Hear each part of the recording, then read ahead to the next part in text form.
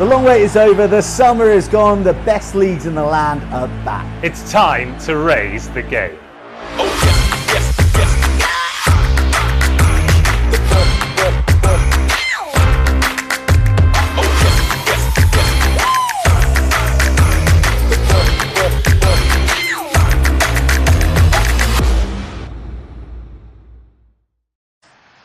Welcome to BUCS Super Rugby. The long summer wait is over and you can book out your Wednesdays until the season climax comes in April once again. This is the best league in the land, and because we're the best league in the land, we bring you the best teams in the league to open the campaign and bring you the drama that'll keep you gripped from Wednesday to Wednesday all the way into the new year.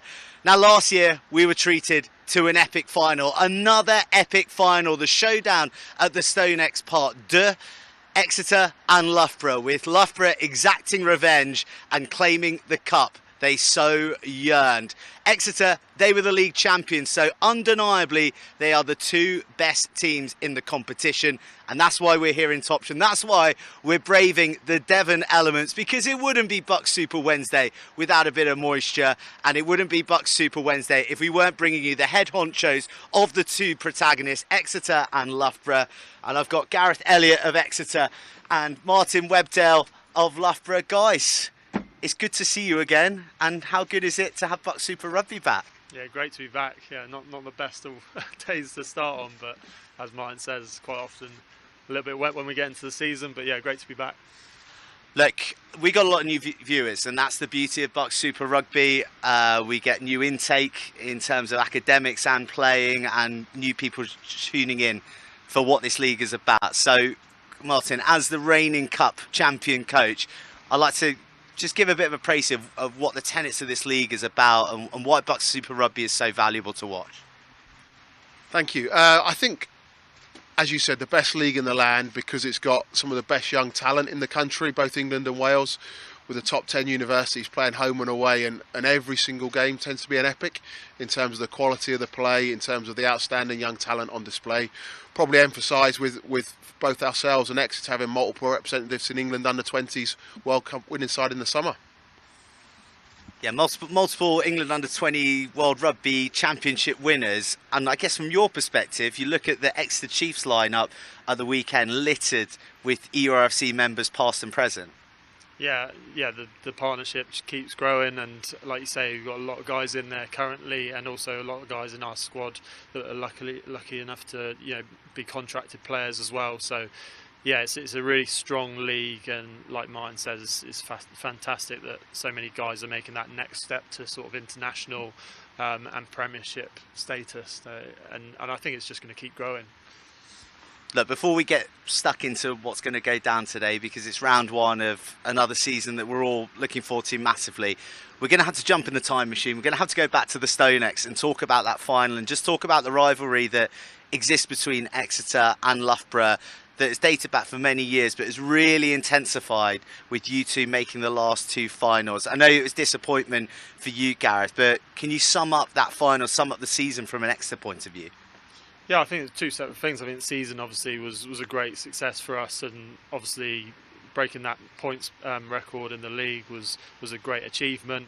But then you move into the knockouts, and the slate is wiped clean, and obviously we did well to get to the final past a couple of tough opponents, especially Bath in that semi-final. But then in the final, I think Loughborough prepared really well. They were really stern defensively, and yeah, it was another great battle. Obviously 2 years in a row now, another great battle which they pipped, and fair play to them. It was a really good performance from them. What about you, Marv? It's massive for Loughborough. I used the words "sleeping giant has awoken," and that was kind of stolen from you a little bit from a conversation that we'd had in the week building up to that final. Did it feel like a big milestone that you and that team achieved, and I guess a platform for Loughborough to kick on now? I think it's a really interesting one around the 18 league rounds and then the cup competition, so it makes it unique in that respect. I think the league competition, as I said, is really hard with those quality fixtures week in, week out. So to win that in 22-23, obviously Exeter did the same last season, is a fantastic achievement in its own. And then that cup competition, it's all up in the air. It's who performs on the day. So that knockout competition makes it especially unique in that respect as well. And those 3 cup games, the quarter-final, semi-final, final, are all sort of brilliant occasions and real memorable things for the players as a group. So to get across the line after the season before with the extra time and that epic game as well, ourselves and Exeter, I think, both really enjoy being part of that. And again, that's got to be the ambition, I think, probably for both of us again this year. And I think you kind of got that target on your back, and I think that's part of the reason, isn't it, why it's been quite difficult to double up. So once you've got that league, you then target on your back going into the knockouts, and you've seen that through the past 10 years, is it, that it's very difficult to double that up. So it becomes quite a goal to chase, I think, for all the top teams, and an exciting one. Yeah, only Hartbury in the first year under Sean Lynn's coachmanship, if that's a word, achieved that. And well, like looking now, here we are, we're meeting first game of the season, mirroring that of the Premiership, because, well, we're a bit better than the Premiership actually, but you know, last year's finalists meeting in the first round. So I mean, what's the psychology around that? Obviously the stakes aren't as big because there's a long list of games to make up, win or lose, but how are you approaching this, Mark? I think from our point of view, it's the first chapter of the journey. It's a new group from us, as it always is, and that's the beauty of university sport. You lose a good portion of your players year on year, so it's the first chapter of a new journey for this group, and there's 17 more league games after this, so there's going to be nothing won or lost on today. It's 5 league points, and that's it from our point of view today. Whoever gets those league points are ahead, but there's plenty of catching up to do after that. What about you, Gareth? Yeah, I think we've both made strong starts to our National League campaign, so you can see there's a bit of form in there. But similar to what Martin says, we've got quite a young backline at the moment, and quite a few first years in there. So this is their first experience of a BUCS Super Rugby game, and it's a great way to start. And I'm expecting a lot of learns to come out of this game, whether it's a win or a loss. I think obviously the weather's going to play a part. Whether this rain continues or not, it's still going to be a wet weather type of game, so it's not necessarily going to be as free flowing as the final, but still there's that's part of it, and I think there'll still be some really intriguing battles off the back of that. Yeah, this is definitely the best spot to be at Topsham, right here in the dugout. It's teeming down over there, and yeah, I mean, I think, look, you guys love to skirt this question, but it's a question I've got to ask. We've spoken about the England under-20 World Rugby Championship winners. There are a number of returning players that people will be familiar with from the final. Any new faces for us to particularly watch out for that you're excited to see? Thank you. From our point of view, 2 young back rowers, Theo Mayle and Ed Harvey, really strong candidates in that respect, and complementing them, Yande Nkongi as well, slightly older in terms of he's moving into his 3rd year, but hasn't played an awful lot of BUCS Super Rugby. 3 really exciting back rowers to look out for. Yeah, I guess the young guys are the exciting ones coming in, and guys that people haven't seen yet in a Exeter University shirt. So we've got Nick Lilly, who was part of the England under-18s, coming into our centres, and also Kane James, who's part of that World Cup winning squad. So he's starting from the bench today, but looking to make a big impact. So yeah, we've got a couple of really exciting young guys coming in. Well, chaps, we're looking forward to seeing all of them in action. Thanks so much for your time. And for you, we talked up the rivalry, we've talked up the quality, we've talked up that final at the StoneX earlier this year. So let's look back through the lens on that epic climax.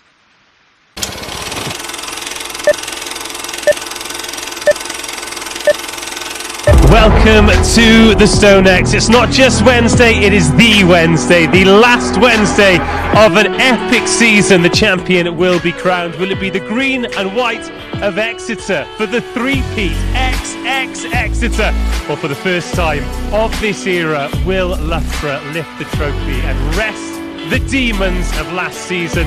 It's the big one. It's Exeter, it's Loughborough. The Green Machine versus the African Violet, a collision of colours and the clash of 2 university rugby titans. The showdown at the StoneX, part 2 Meredith to Preen. Preen slips the tackle of again. Preen living the African Violet dream! Exeter, the green machine, irresistibly pour forward. The arms go up from Loughborough. Here comes Benji Jocelyn. Benji Jocelyn in dreamland at the StoneX.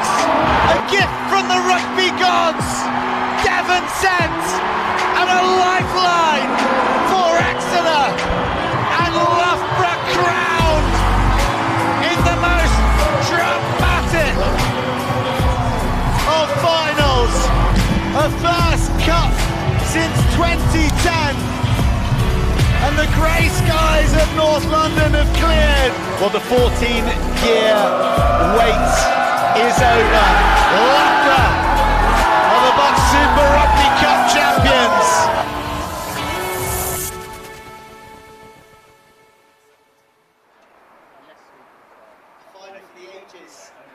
A final for the ages back at the StoneX, all those months ago, and one that will live long in the memory of all who were lucky enough to witness and watch it.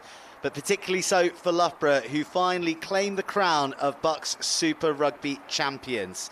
It wasn't a shabby year for Exeter either, as they claimed the league with a record points total, and they get to clash again here today in a Topsham which has mercifully dried up since I sat down and chatted to the coaches, but it is greasy and treacherous out there, and knowing Devon as I do, there may well be a few more drops to come.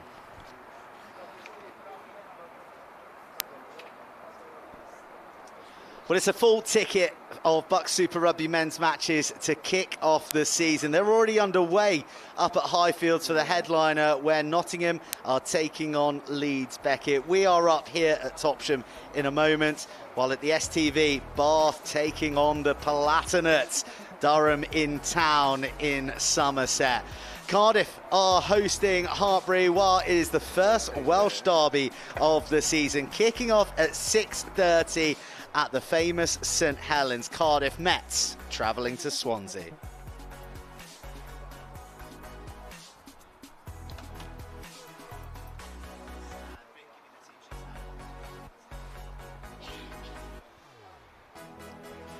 This is how Gareth Elliott and Exeter shape up for round one of a new BUCS Super Rugby campaign. A campaign that is seeing them chase not just the league, but the cup in tandem. A feat not done since Hartpury in the inaugural year of BUCS Super Rugby. And what a league of gentlemen he has to choose from. 10 returnees from the final, with captain Lucas Durrell in the back row alongside Jack Forsyth and Lucas Brooke. There is a host of World Rugby Championship England under-20 winners, among them Joe Bailey and Ben Cohen, but to name two. Ben Cohen is the only member of that back line to remain from the final. There's four freshers amongst them, and one to watch, no doubt, will be Noah Fenton, who joins, having had a gap here at Taunton Titans, where he scored 19 tries in 15 National 2 appearances last season. There's plenty of firepower on the bench. The Mac attack, Josh McAndrew wearing 16, always brings the power, while Seb Driscoll started at 8 in that final at the StoneX, and Kane James is a very exciting back row prospect, another to return with a gold medal round his neck from Cape Town this summer with the England under-20s. Martin Webdale has a target on his back, and so too do the 11 individuals who took to the StoneX turf back in April. They left glorious, and they also have Chris Preen back in the centres. He was the BSR fans player of the season. He got that opening try that got Loughborough rocking and rolling. And Sam Bryan is in the back line, captaining the side from scrum half. He will share that responsibility this season with Owen Evans, who is out with a rolled ankle against Henley in National 2. But fret not, because it is an all-final front row. Oren Murphy, Joe Plunkett, and the evergreen Mink Sharink, the 1, 2, 3 whilst the player of the final, Dan Eckersley, is installed as 7 with Yandi and Conge and Theo Mayle. More England under-20 World Rugby champions to choose from in the replacements. Ollie Allen is a late addition to the 23. He wasn't going to travel, but he comes in for Kieran Gilmore. So a real threat to bring on, while Seb Smith, wearing 16, started and scored a try in that memorable final at Saracens.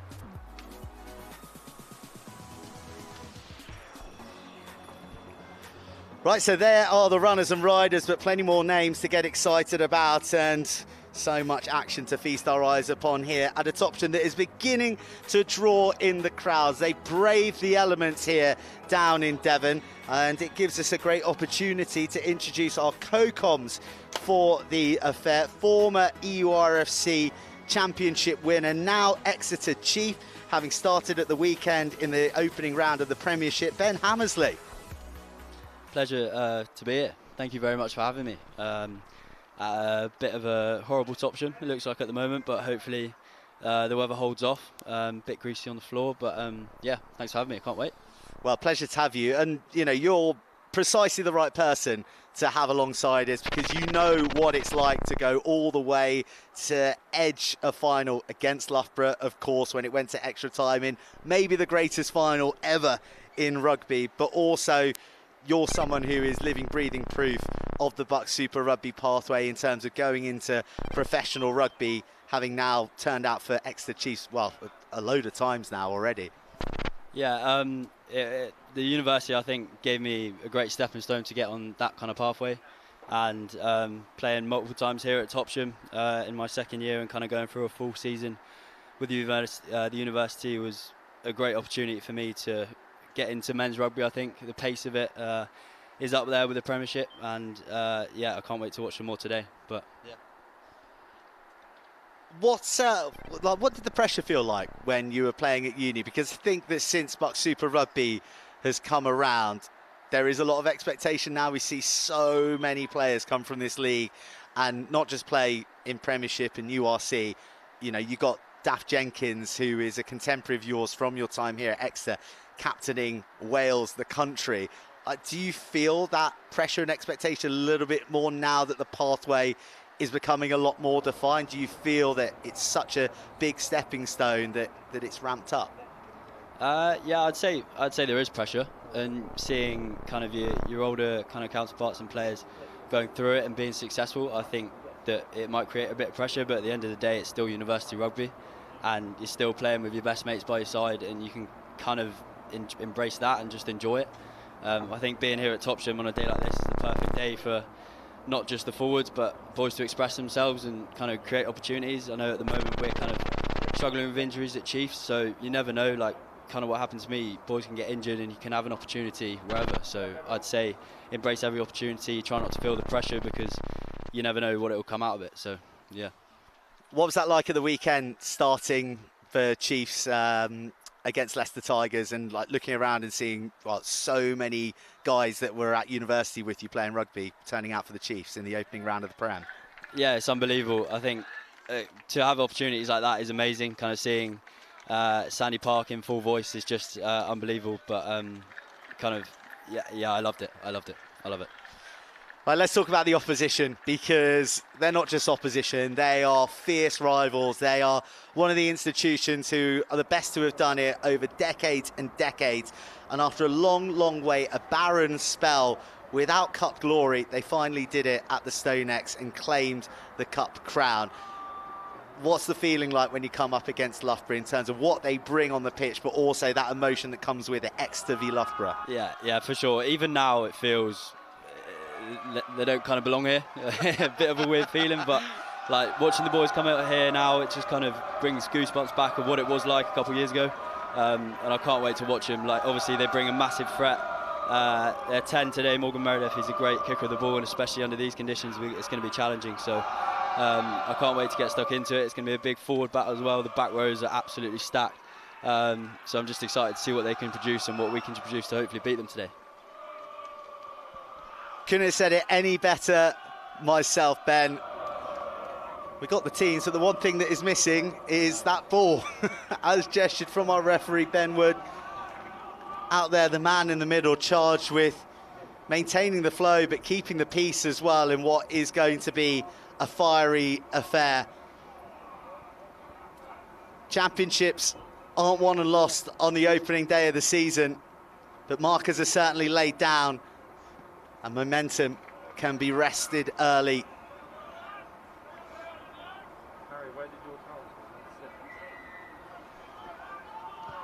BUCS Super Rugby is back underway on one of the wettest of Wednesdays down in Devon, but I'll tell you what, there is no place we'd rather be. That is a great start to the game as well. Massive shot on the edge. Big chase under the eyes and the voices of the chino-clad Exeter support. That's collected by Jed Finley, a fresher studying exercise, sports and science at St Luke's. That is a big shot coming in on Lucas Brook. Cohen goes to the skies.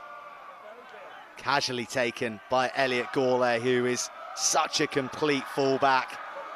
He's had experience playing for Leicester Tigers, for Coldie in the Championship as well. And he almost went the length in the final at the Stonex. Didn't quite make it, but he did leave as a champion.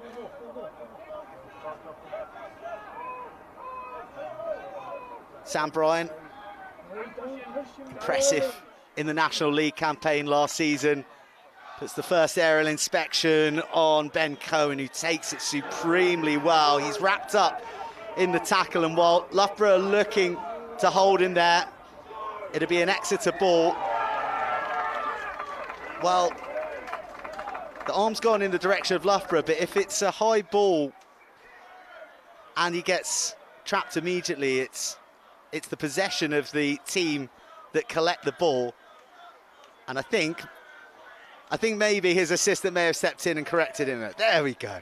Yeah, he's just come in. That's a great decision there. Great decision. An officiating team working in unison. All right, first big set piece examination. And speaking of big, Josh Mann is in there wearing the #1 jersey. Truro College man. He's represented England 18s. He's got the Gully brothers, Louis and Tom, alongside him for company, while Oren Murphy, Joe Plunkett and Mink Sharink, elder statesman of the front row union.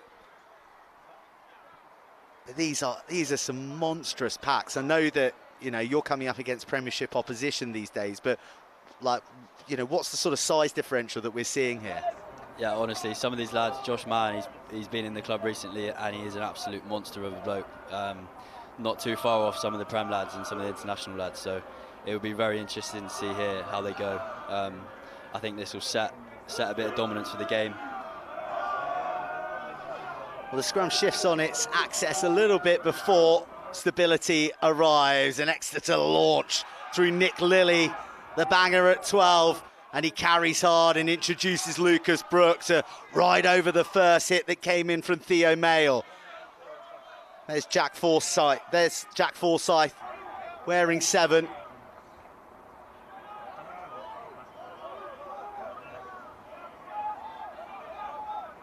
And his back row buddy and captain Lucas Durrell pops from the deck. And it's all a bit sluggish for Exeter, but they'll be happy to go through the phases. Louis Gully, another of the England 20s who travelled to Cape Town and returned victorious. Joe Bailey, one who played nearly every minute out there alongside Junior Kapoku. Oh, that's a good set of D there. That's where we might need to just lock it down. Big blitz coming in from Loughborough, but the metres after contact impressive from Exeter. Clamped down there, African violet hands. And while the turnover was good, there was penalty advantage being played, high tackle potentially. And as you said there, Ben, plenty of possession, but no way through for Exeter. Yeah, they've got to be careful in those areas, especially around the halfway line. Just losing possession, and potentially on a wet day like this, you can get down the other end of the field pretty quick. So lucky to get the penalty there, but hopefully we can get a bit close to the line here with this lineup.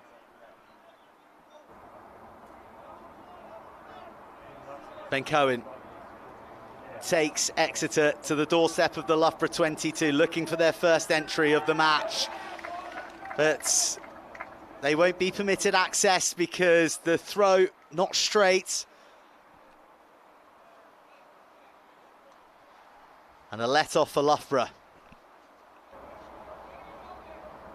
I think especially we might see a lot of that today as well. Coming down to the weather, I think scrums right here, right now, this is where it might be won, especially if the weather comes back in.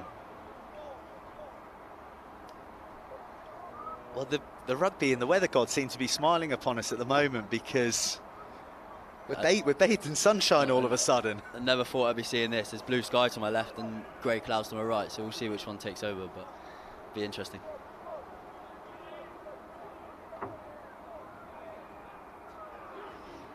Loughborough's first put in, Brian with the ball.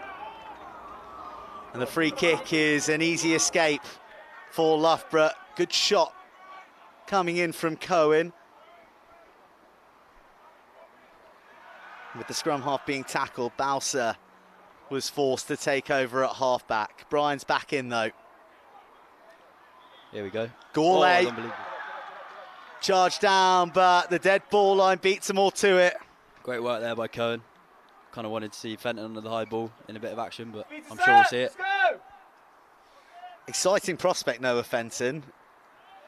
Took his gap year last year, having graduated. He went to Blundell's. He played with Ben Cohen in the same year at Blundell's school, and absolutely tore up in National 2.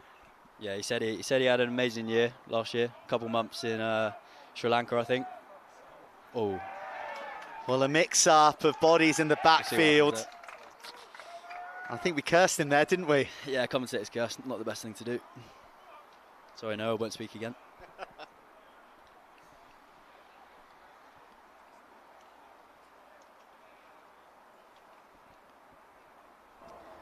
Well, here was the pressure applied. Ben Cohen. And notice served to Elliot Gourlay to not ponder when he's looking to clear.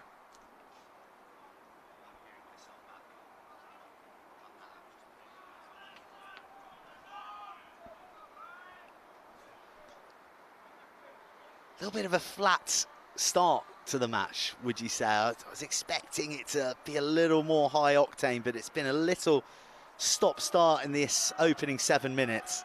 Yeah, especially the way it's dried out as well. We needed a little bit more noise from the Exeter faithful over there. They've turned out in good numbers despite the rain, but... Well, Chris Preen gets flattened, but the hands are so good. But crossing in the process, it's unlucky for Loughborough because they'd opened Exeter up and they had plenty of numbers. Yeah, definitely got to be careful there. Look a bit of a threat on the outside.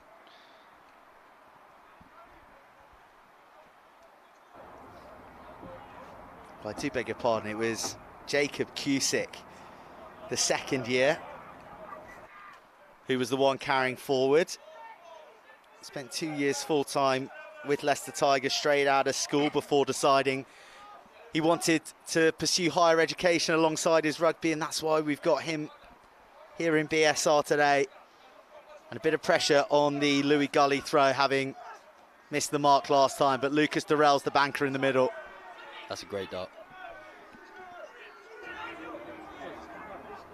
Lateral progress from Exeter, so they'll be forced to use it through Freddie Skinner. Negative meters for Exeter, who meet two purple jerseys in the tackle. Dan Eckersley, one of them. Durrell flips it out under pressure. Oh, potential turnover there. Loughborough with the ball. Well, one of the hallmarks of Loughborough's championship win at the StoneX was their, at times, impenetrable defence. It took a hat-trick from Benji Joslan to drag Exeter back into the contest.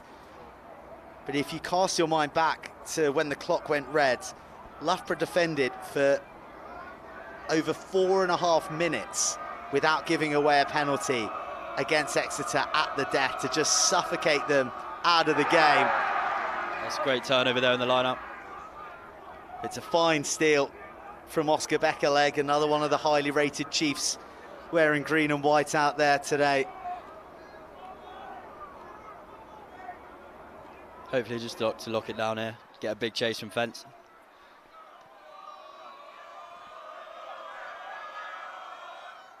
Wonderful take, lot of bodies to contend with. And a quick recycle for Loughborough. They're on out wide here, and Meredith picks out Preen. Preen one-on-one, half a hit. Then he bumps another one, finds the offload. He'd ridden both tackles, Preen. He's so solid, the converted back rower. Dan Eckersley finds a gap, but that's because it's been blasted through by Oren Murphy. Another crossing miscommunication. But Loughborough look threatening. It's definitely a threat that Exeter got to watch out for, those crossfields. I mean, with a flying defence and coming high on the edge, they got to watch out for it. Hopefully Cohen just going to clear the lines here, hopefully into a good set.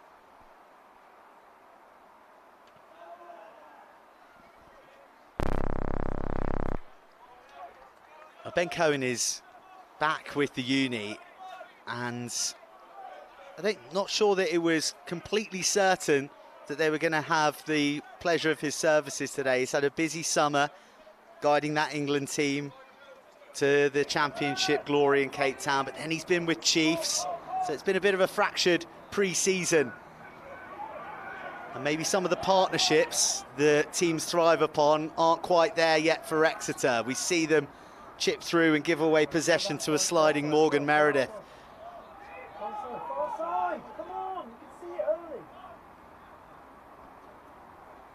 Yandy Nkonge, former Kirkham man who's fought his way into a starting berth through performances in the national leagues.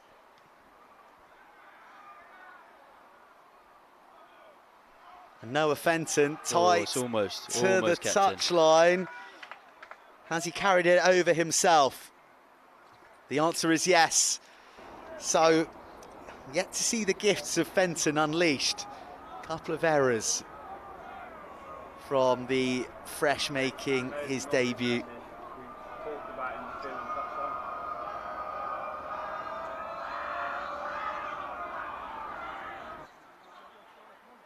Loughborough out to the centres with Cusick, bringing in the hulking frame of Finn Doyle. Awkwardly collected, but brilliantly managed. And Exeter, a slipping three. Off goes Fenton. A chip over the top, but an unkind bounce. But finally a glimpse of what Fenton can do with a bit of room. Yeah, just there we can see what he can do. Great step and a great fend, and broke away down the edge. Good option to kick over, but unfortunately just rolled into touch there.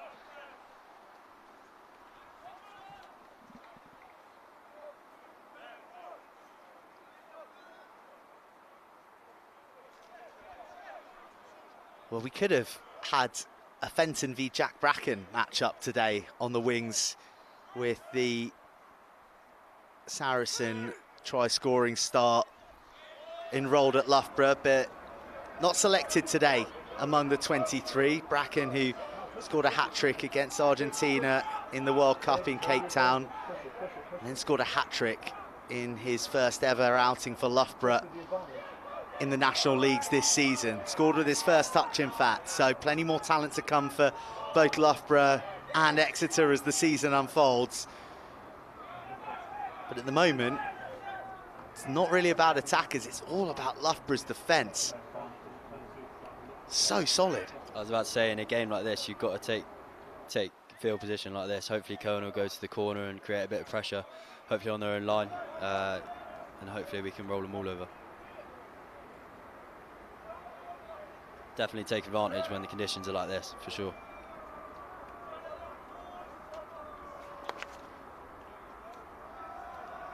First truly meaningful entry into Loughborough's 22, and Joe Bailey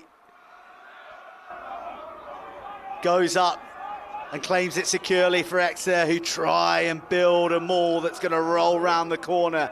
Gully, the top try scorer from last season for Exeter, going nowhere. So in comes Nick Lilly. Oh, sniping through goes Freddie Skinner. EURFC in behind Loughborough for the first time. Definitely got to make it count here, go. Throwing big frames at the purple wall in the shadow of the uprights. 2 meters shy. One dart for the line, still not there. Round the corner they go, and this time, Exeter make it count. That's Tom Gully there on the ball.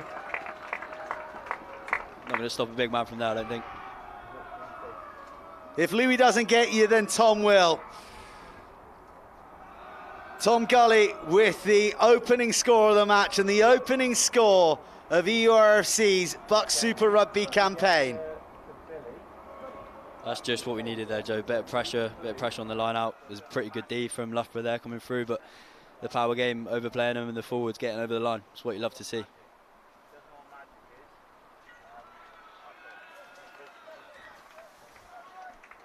Cohen makes light work of the conversion, and Exeter lead Loughborough at 7 points to 0. Well, as you said, all that power from Tom Gully, and pretty impossible to stop from that range. Yeah, him or one of the Gullies, it would have been tough anyway, but just got to focus on this restart now. Hopefully Exeter will get a bit of field position, hopefully lock it down, get a good exit in. 7 tries last season for Tom Gully, and he's got one already, with many more games to come. An 18-match regular season, and then 3 to come in the knockouts. Wall-to-wall BUCS Super Rugby from here until spring. And us bringing you as many matches as possible on the live stream on a Wednesday. We've got 2 for you today, with Nottingham taking on Leeds Beckett. Elsewhere on the BUCS Super Rugby YouTube. But for us, it's all eyes on Devon and last year's 2 finalists. Oh, that's a great kick. Putting the pressure on them to exit now. Brilliant chase from Cohen, applying the pressure, but how about that for a touch finder? All the way across the 10-metre line. Elliot Gourlay unflustered. But it's more possession for Exeter.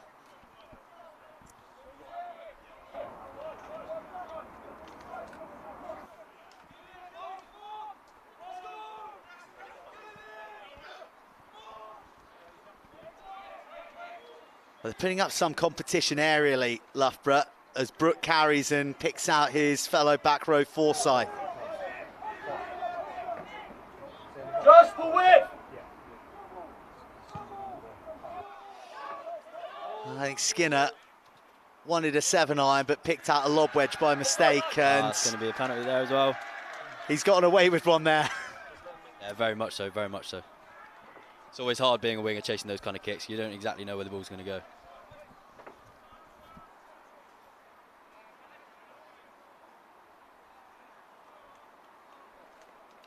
Oh, and a pretty bold decision here from Cohen as well, going for the sticks. Considering what the weather might bring in a bit later.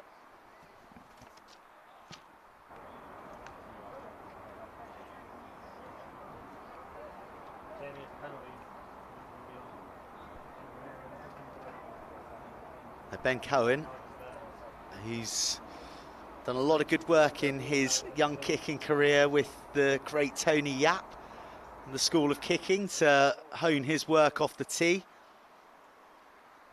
Sizes one up to make it a double-digit lead with 18.5 minutes gone. That's a great strike. No doubt about it, from the boots of Ben, and point by point, play by play, penalty by penalty, Exeter are making their possession dominance count. They lead Loughborough at 10 points to 0 with about a quarter of the match gone.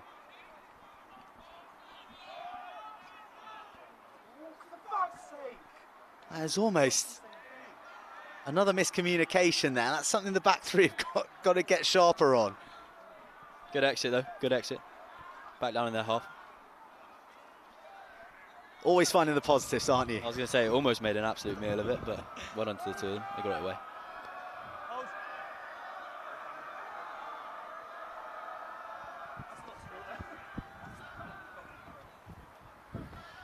Eckersley, who was the ultimate thorn in the Exeter side in that final. He was everywhere. Delivered a try as well. Meredith, he's got a real box of tricks. Great turn from Beckerleg there, great turn.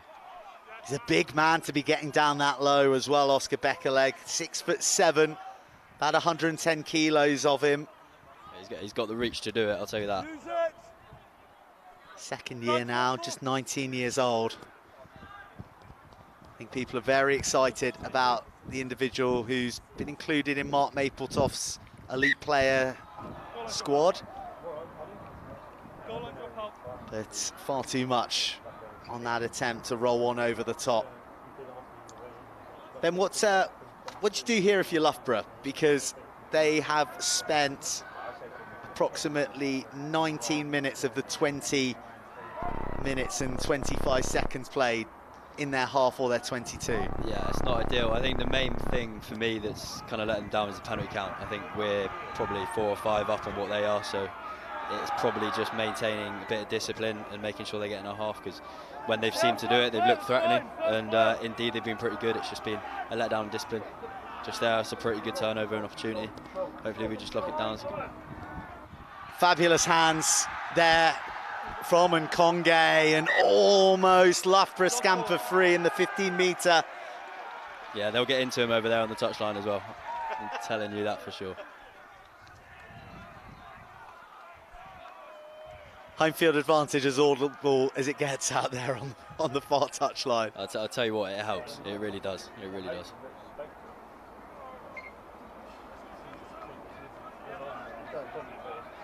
Gents, all 6 of you, we need more space. Keep the gap. Keep the gap. Pretty sure there's 8 in a scrum, ref. I think he's referring to the 2 front rows, of which there's 3. Yeah, that might make sense. Plus 3. I clearly didn't go to university for the full 3 years. Set left, find your space. Or you're at St Luke's. That might be true, yeah. That's true.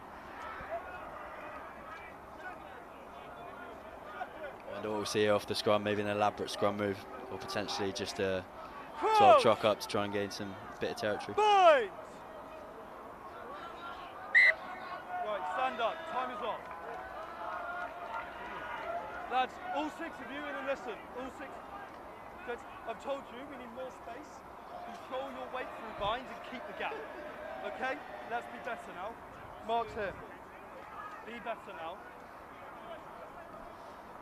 Well, pretty simple. Be better now. And you're inclined to agree. We don't want to be wasting time on scrum resets. Crouch! Bind! Set!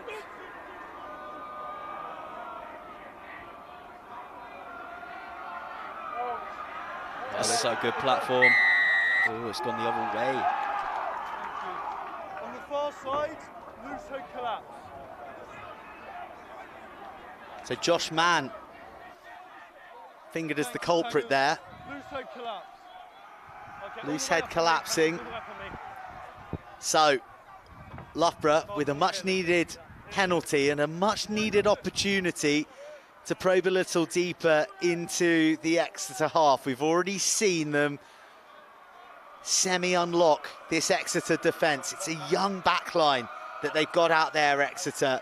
3 second years, 4 freshers, and some big pieces of furniture moving at them, just like Finn Doyle. That was a little static, and Exeter have lashed upon that hesitancy from Loughborough, but now they're outside the 13 channel, and now it's in the hands of Sam Kildunn. Oh, it's a great tackle on the edge from Forsyth. Brian looks to drive the tempo. Look at the hunger of the hits from Louis Gully. Preen, smart hands, Kildunn drops it on the toe, has Brian chasing on, but there's too much on the kick. Even if Kildunn feels that he was taken out, and the referee agrees, and Exeter are going to see yellow here. Wow, that's a big moment in the game there, Ben Cohen going off. Thank you, Morgs, you had a better vision. Huge moment in the half. And just what I said earlier, it could be penalties that get on Loughborough's side here. I mean, that's two already, and look at that, they're on a 5-metre line with potential to score. So Exeter, as well as Loughborough, wanted to be locking them down and not conceding many more. Well, here's the replay as Loughborough have gone into the corner. Okay, time's up. Ooh, it's a tough one. It's a tough one. Well, did Cohen intentionally stick his leg out there to hinder Kildown? The referee certainly thought so, and Exeter now, it's amazing how the game can flip on a moment. Leading by 10, but now down to 14 players and defending here. Loughborough build, Loughborough roll, Loughborough roar towards the white paint of Exeter, and Loughborough respond. Seconds after the Ben Cohen yellow card, Loughborough punish Exeter ruthlessly, and they're right back in this. Looked pretty inevitable, that. Both centres absolutely flying into it, adding their weight. I'm sure it helped massively. Forwards probably won't think so, but we'll see.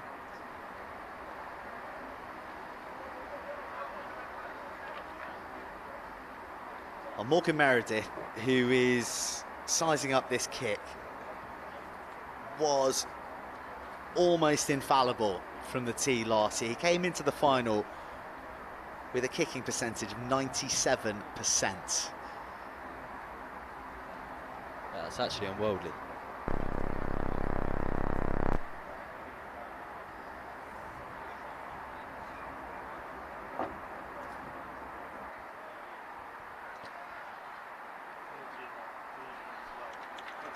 And he picks up right where he left off at the StoneX. He brings that form to Topsham, and with that conversion, we have a 3-point game. Exeter 10, Loughborough 7, and all through the power play of the pack. Yeah, just as I was saying, they'll commit the backs here and look to get it over the line. I mean, it looked pretty inevitable at this point. Tough to defend that, very tough. Go on, Temple!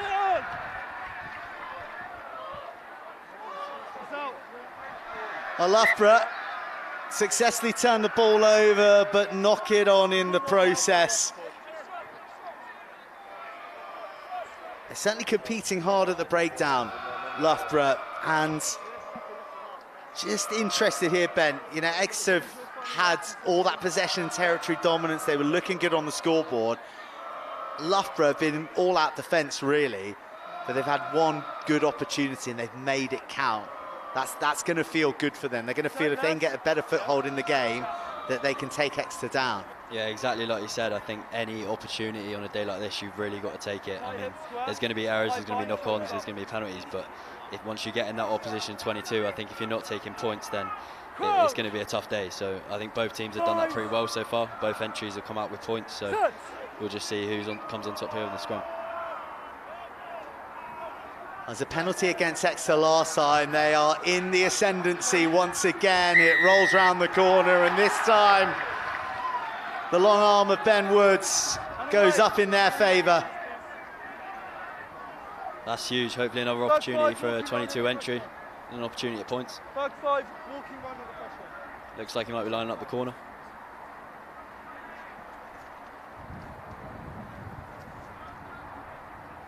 Nick Allison, who is a South African import from Hilton, has assumed the role of playmaker. He's capable at 10 or at centre. He's more of a ball-playing 13, but he's probably only out there because of the presence of Ben Cohen. So with him now off the pitch, serving the yellow card, it's an opportunity for him to control the game. I think he's definitely had a few games of pre-season in the position, so hopefully he'll feel pretty comfortable. Okay, now through the mark. Well, there is a wrestle for the ball here, and Loughborough hands have infiltrated this maul of Exeter. No real clarity as to where it is, but it's penalty advantage for Exeter. The big boys queue up. Number 1, purple side entry. But the penalty comes after Oren Murphy enters from the side.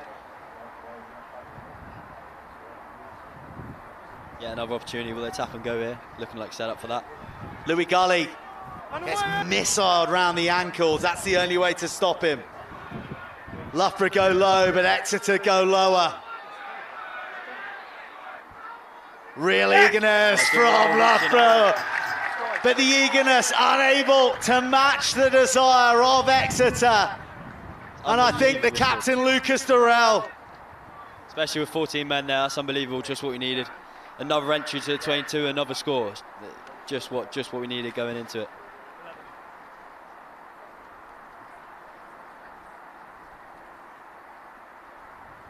It was so swift. The picking and going round the corner, the body positions impossibly low. And Durrell riding his way across the line. That's just what you need there. Score it quick, get it done. The more carries you have, the more opportunities for you to knock it on. So I'd say that's unbelievable in 2 carries, so well done.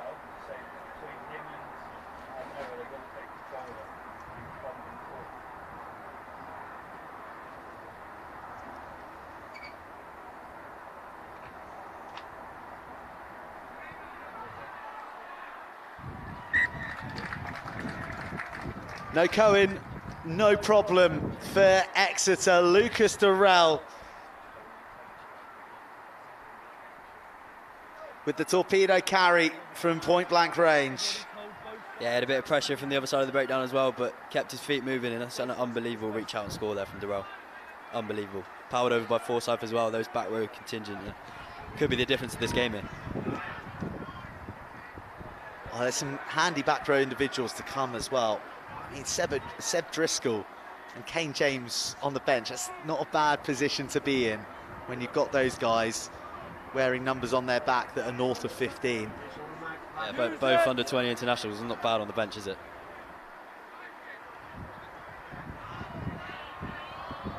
Gourlay tight with the touchline, and I'm not sure if the liner was actually looking at him there, but we'll play on. well, no, there was some afters going on and he was focused on that, but the ball is in Jed Finley's hands.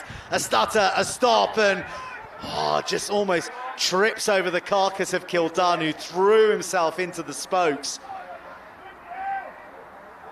Gully slips the tackle of Eckersley. Brooke bangs forward, gets swallowed up by Preen.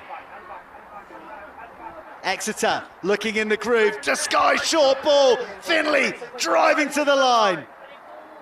Can Exeter close out this move?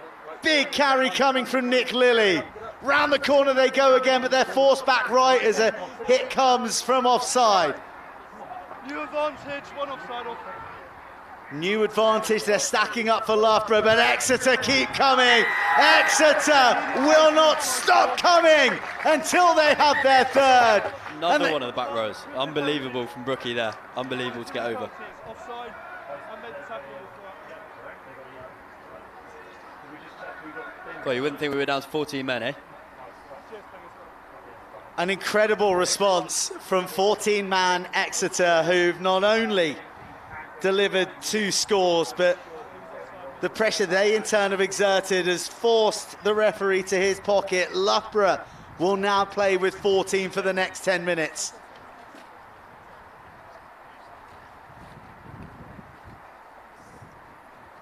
I mean, Ben, you got to ask the question, do Exeter want Ben Cohen to come back on? Well, if Nick Allison knocks this over now, then you may as well keep him off and shift Nick to 10. No, it's been an unbelievable 10 minutes without him in play. So hopefully we can just carry that on and maintain a good exit now. It'll all be focused on the next restart. So we'll see what the boys can endure.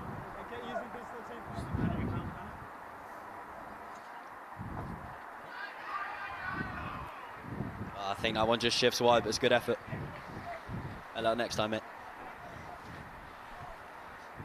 Small mercies for Loughborough, who see the conversion sail to the left of the upright, as we take another look at Exeter and their ability to recycle the ball with such pace and leave the fringes vulnerable.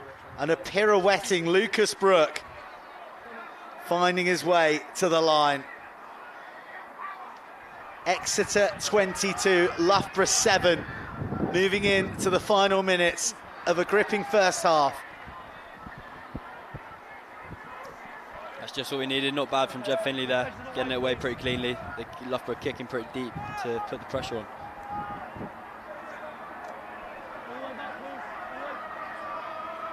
Well, you really thought that after that try and with the man advantage that it was Loughborough's turn in the half to kick on and start to make their mark on the match, but Exeter have come roaring back.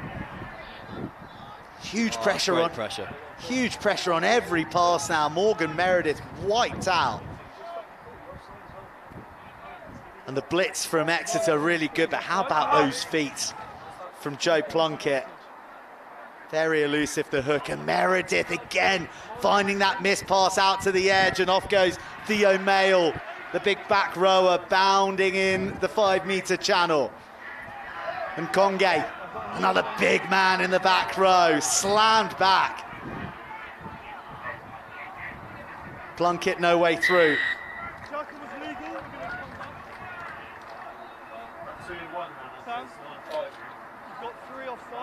Interesting to see what they'll do here with being a couple points down, whether they take the free like we did earlier, the potential, or whether they look for the corner as he looks like he's shaping up to do. Well, with Meredith on the field, you've kind of got 3 points in the bag from a position like that, and that's something for Exeter to be mindful on as the game develops. If the scoreline gets tight and the clock begins to fritter away, but as it is, he is probed Loughborough right into the Exeter red zone, and they claim it through Archie Hunter in his final year in African Violet. Again, they get the momentum round the corner as the Exeter rear guard begins to disintegrate, but they come back with a vengeance. It's a huge ball defence. Ball's there to be played though. Cusick has to halt his run, bounces back in off the left and then gets fouled. And Conge looks to forge forward. Preen's out there wanting it. Doesn't get it, instead a big runner comes round the corner. Muscular defence from Exeter, and Cohen who's back on the field. Exeter at the full complement of 15. Cusick gets skipped out. Gourlay beats the defence with a personal drift, and that is wonderful play from the fullback, injecting himself into the line. Yeah, that's a great score there. You've seen that often recently in the Prem game, just going straight across the forward pod, straight across the guy inside him to try and create space on the outside, and that's a pretty good score there. They'll be looking to get back in the game now. Not a bad option to go for the corner after all. If they're committed, then they're legal. I understand, but if they're committed and onside when they start, then they're legal. Well, 2 forays into the Exeter 22, 2 tries delivered for Loughborough.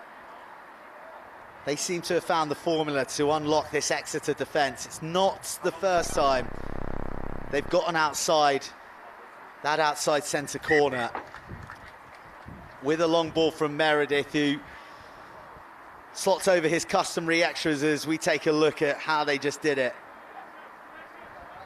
Yeah, as I said, it's an unbelievable ball, just shifting it in front of the 12 there to create the space and try and make the defender bite in, and he's knocked over the extra 2 as well to bring them a bit closer. What, in your opinion, is happening there? Because we're seeing Meredith and Loughborough throw a lot of long balls and getting outside that blitz. Exeter too narrow, or the press isn't fast enough? I think it's something we've looked to do in the recent years, and when you get it right, the opposition can go back about 20-30 metres, so it's worth it in the long run. But obviously if you get the defence wrong on the edge, they can look to chuck those crossfield kicks on and floats over the top, which can be dangerous. We unfortunately kicked the ball out on the full there, which gives them a bit of field position. But yeah, it's a tough one to defend. You've got to kind of rely on your back three as well to put their work in and trying to get across the field. But it is a tough one. But it's a tough one to attack against as well. If you've got players flying in your face coming at you, then you don't really want that, and you might throw a loose ball. So it's a kind of a win-lose situation. Well, the response from Loughborough is compounded by Jed Finley kicking the ball out on the full. Jed, who's got his brother Seth on the bench, wearing 19 today. primed to join him at some point. Okay, Exeter on the edge of the line, please. There's an incredible opportunity for a lot of these Exeter youngsters out there. Jed Finley, he's wearing the jersey of Hugo Ellaby, who is such a classy, elegant player at fullback for Exeter last year.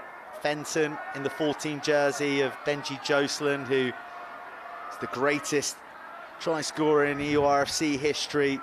There really is an opportunity to make the jersey their own. And well, that's it's a tough one there. He's got to move though. He's got to move. That's good work from Forsyth, but Brookie's got to get out of the way. Tough one's Forsyth, because he's done good work there. Jack Forsyth, by the way, who is responsible for BUCS Super Rugby TikTok's 4th most popular post of all time.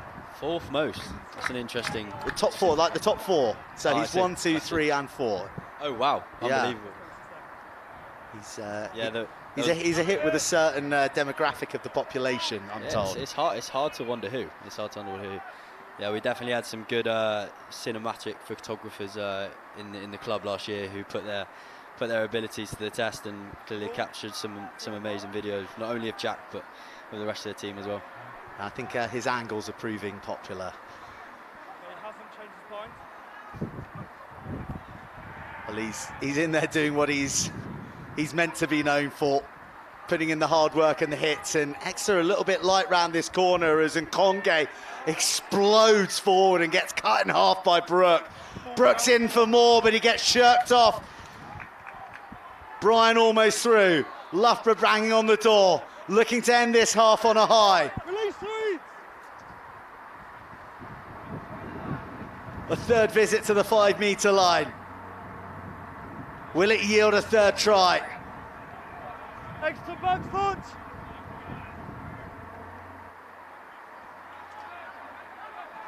Back foot again, Exeter! Inch by inch, they advance to Exeter's line, keeping it tight.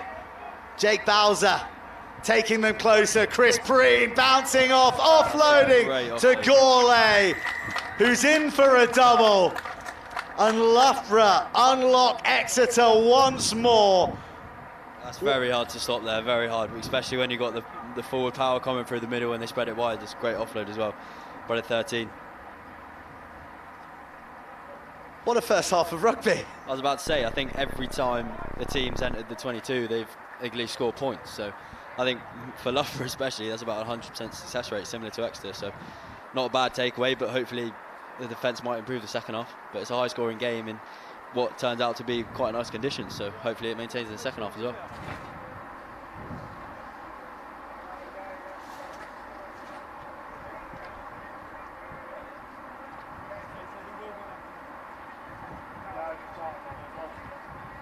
Big kick as well to take it within 3.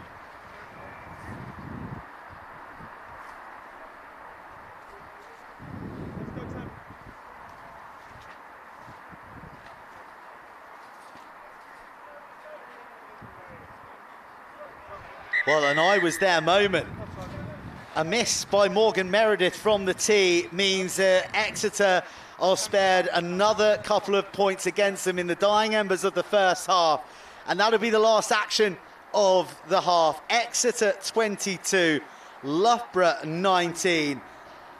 A first half that is swung like a pendulum from first blast to last. And a huge 40 minutes ahead for both these sides.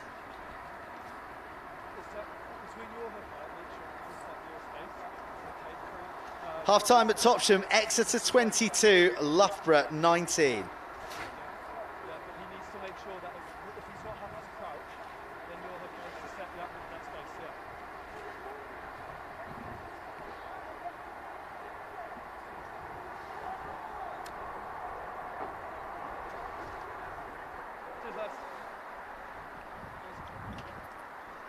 Well, it's been helter-skelter half of rugby, hasn't it, Ben? And Exeter, a lot of pressure and possession, and it took a long time to break down Loughborough, but eventually doing it through their power game. Yeah, I think it's been a massive part of part of the game, especially going into today. I mean, in these conditions, the only way you're going to win teams over is getting within 5 metres and putting the power game on them and having the ability to spread it wide in the backs as well. We see the three-pointer from Cohen, which has proven pretty good going into the second half, adding a bit of pressure to the Loughborough team. Well, there is the long ball that has been the undoing of Exeter on quite a number of occasions, and from that chip and Kildun being taken out, Ben Cohen saw yellow and Loughborough struck immediately. Yeah, these 2 consecutive tries, not the best. I think the backs piling into this maul definitely helped a lot to get them over the line. So at this stage, Loughborough, they get the kick, they close the scoreline to 10-7, they've got an extra man. You think the wind's in their sails, but you've got to take your hat off to the way that Exeter roared back. I think you just got to take your opportunities when they come. Getting into the 22 here, you think even with 14 men, you can look to overpower them, and Durrell does that exactly, reaching for the line there. It's an unbelievable try, and I think we'll do exactly the same after this. So you see, as Brookie goes over, so it's a game that you've definitely got to take every opportunity, because it's going to be tight when it comes to the end. So. Well, it looked very similar to the one that came before, and it was another back row, but this time it was Lucas Brooke who managed to swivel his way through. Loughborough were the ones to be reduced to 14 men off the back of that attacking burst, and it was Loughborough who, just like Exeter, were to respond with 2 tries. This was the first, and again, a long ball, outfoxing the Exeter blitz, and Elliot Gourlay racing across for what would be the first of 2 quick-fire scores. And another clinical demonstration of how to convert territory when you make it into the opposition 22. Preen attracting green and white hoop jerseys aplenty. Gourlay, not a fingertip on him. And those EURFC clubmen have much to ponder, despite their team heading into the half-time leading 22 points to 19. Right, plenty of action to bring you on the live stream this season. Next week we're headed up to Hollow Drift for a double header of the Palatinate flavour. First up, it is Durham against reigning Women's National League champions in the newly formed Women's BUCS Super Rugby. Hartpury travelling up north, whilst Nottingham are going to be taking on Durham in their 150th year of existence, in their first home game of the season. After that, we're off to the Rec, in fact, not the STV. It is the anniversary game where Bath host Hartpury.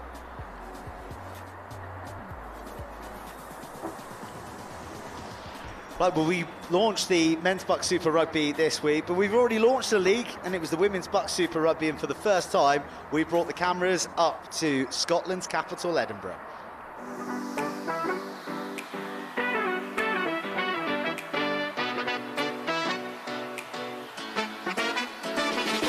Here we are, we've done it, we've made it. Finally, the women's rugby in BUCS at the very highest level is super. This is the first season. This right here is the first game of the newly formed Women's BUCS Super Rugby. WBSR to you and I as the season progresses, where we bring you some of the rarest new talents in the game who are destined to go on to greater glories. I'm Joe Burns. I'm looking forward to guiding you through this opening match of the season between Edinburgh University and Hartpury University in the shadow of one of the most historic stadiums in world rugby.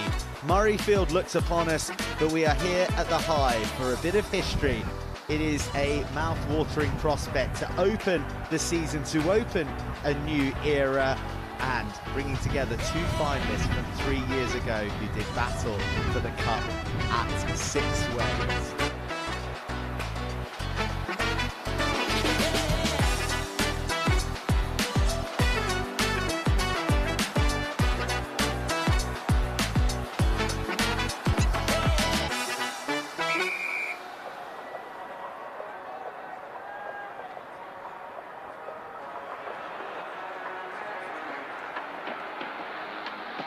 Sophie McQueen beats the last woman. That's the first try in Women's BUCS Super Rugby history. it's all eyes on Hartbury, and it's red alert, but it's snuffed out by a brilliant hit from Hannah Walker.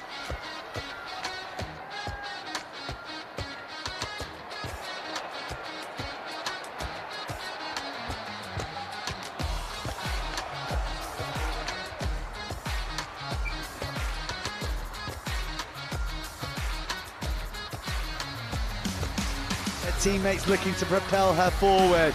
Space underneath the uprights. And Emily Kubra has Edinburgh's first try of the WBSR era. More tries and more gripping contests like this too. More fine starlets like Charlie Manns, who's found a way to go through. Abby Pritchard pins her ears back, tries to get claw to the floor. It's a huge collision in the corner, but Pritchard rides the contact and dots down for try number 2 for Hartbury.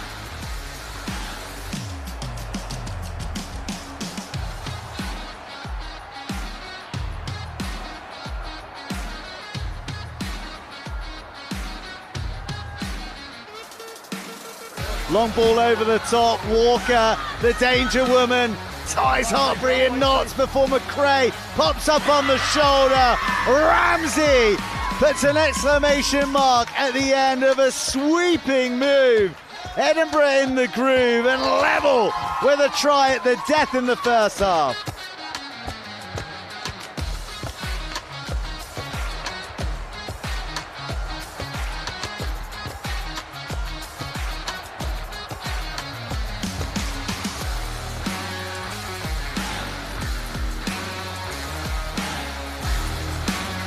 Oh, Manns drifts it over the top just as the contact was arriving, and Webster finishes the job. Marshall to Manns to Webster. Try scoring perfection from Hartbury.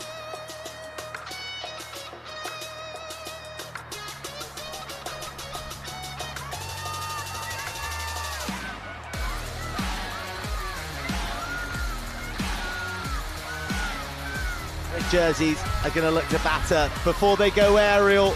Webster looking to pluck the ball, but instead it's Jackson who miraculously claims it and then has the reach to stoop down low and finish a remarkable take and try. Clark may just go it alone, she does, and Edinburgh have their score. Man says enough's enough. We'll take 5 match points on the road, and we'll take a page in the history books as the first ever victors in a women's BUCS Super Rugby match. History made at the Hive, and a new dawn is upon BUCS Super Rugby. WBSR has launched. It's the same old story. Hartbury victorious and the team to beat. From all of us here in Edinburgh, from the Hive, and from a history-making afternoon, it is good evening.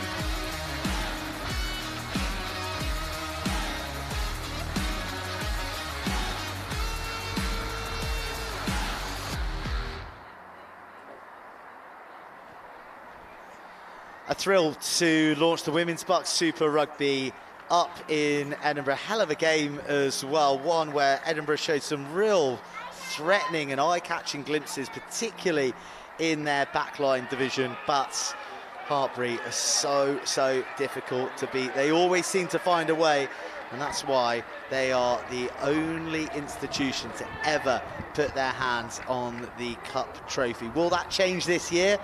Well, the only way to find out is by tuning into the stream throughout the season. We're going to be bringing you plenty of double headers and plenty of standalone women's BUCS Super Rugby matches alongside the men, alongside contests like this. Exeter versus Loughborough, the 2 finalists from last year, and at the moment it is Exeter edging Loughborough with Morgan Meredith kicking high and into the arms almost of Lucas Durrell, who gets a bit lucky letting the ball fly over his head.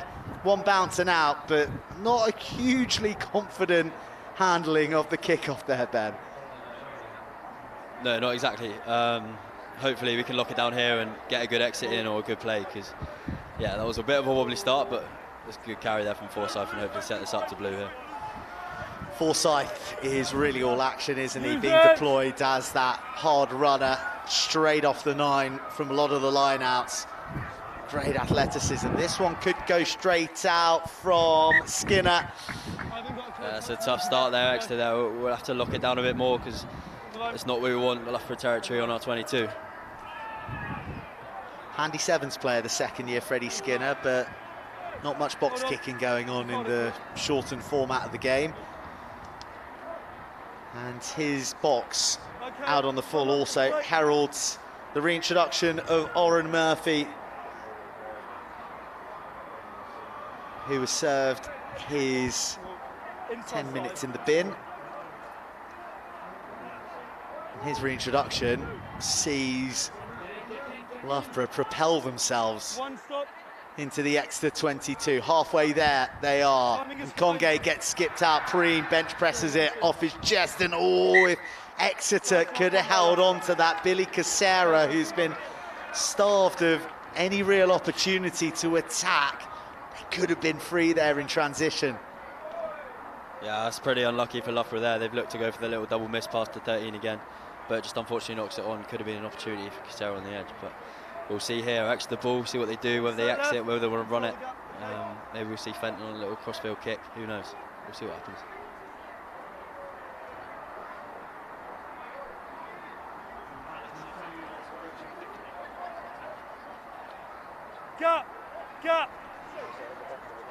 Well, neither of these sides have tasted defeat this season. They've both played 3 in National 1. Loughborough top of the log with maximum bonus point wins so far. They've got a big showdown coming up this weekend against Camborne, who are only behind them on points difference. Past Exeter have won 2, drawn 1. Clifton, the only stumbling block for them so far on this very field, actually. Well, that's 2 great carries there from Brookie and Gully there. Lucas Brook is throwing himself around, isn't he? I think he was concussed in the game against Loughborough in the regular season last year when Exeter travelled north. Missed a bit of the season. Big boomer from the boot of Skinner, and he's fed the attacking ambition of Doyle. Nice footwork. Meredith looks to exploit that space that he thinks exists behind the Exeter backline. It's smart when you consider the blitz. Straight off feet there, straight off feet.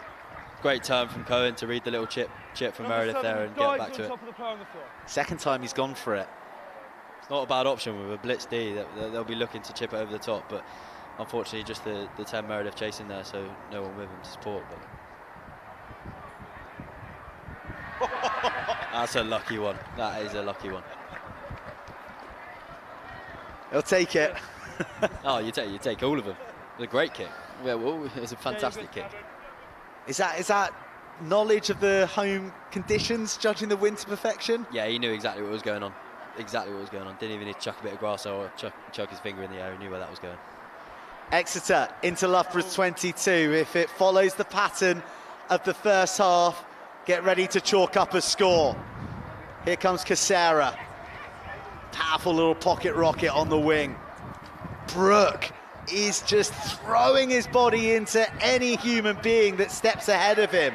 Josh Mann bulking his way through. Plenty of numbers here in green and white. Skip ball out to Fenton, who gets clattered by Gourlay. Real contest as well, with the ball squirming around, and Skinner. Oh, he's done well there. He did very well, didn't he? Do you think that's playing it on the floor? Well, almost. He's gone to pop the ball up, which is totally legal, and they just unfortunately knocked it on from the Loughborough man. We'll take the scrum there. Some great carries by Brookie and Josh Mann through the middle. He's a big guy, hard to stop, that's for sure.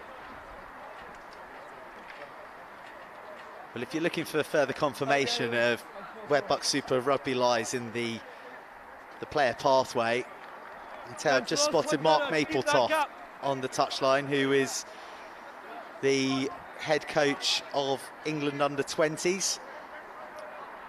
So he'll not only have his eye on the whole host of players who did him proud in Cape Town this summer, but he's going to be looking at the next iteration.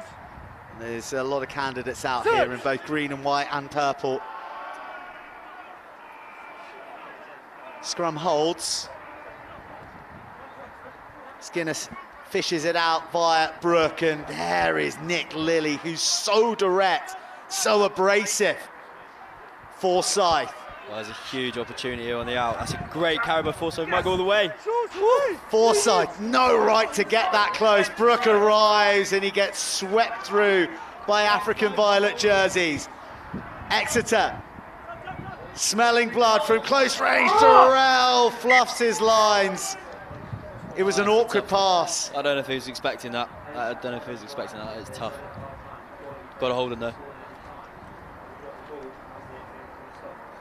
Well, for the first time for both Exeter and Loughborough, they don't hold their composure with the line beckoning. And we're going to have a break for an injury and maybe an opportunity to look at what went on there. You felt like the ball over the top might have been the option. Yeah, there was definitely a lot of space out wide, to be fair, both ways.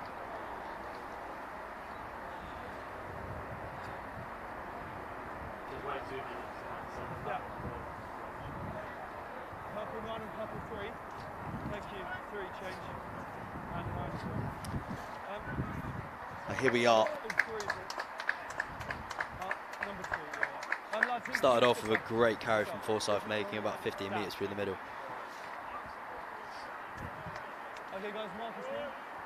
Nick Lilly had skipped out to the left out of shot, and I think that he was who wanted it. But instead it was Durrell who got a bullet to the chest. Yeah, it's a tough one there. If one back goes, you kind of almost got to go with him as well. If Cohen sees that space, there's a 2-on-1 on the outside and he's in. But that's a tough one there. Hopefully we can produce a good set piece and put some pressure on their exit. Hopefully see maybe Jed Finley from the back. We'll see. Coach! Changes for Loughborough to report. Sam Bryan, the scrum half, and Mink Sharink, the prop, have left the field. So Tom Dye, the fresher, contracted with Saints, is on wearing 18. And Ollie Allen, who was the starting scrum half for England in Cape Town in the victorious final over France, is on and collecting that high ball and calling the mark.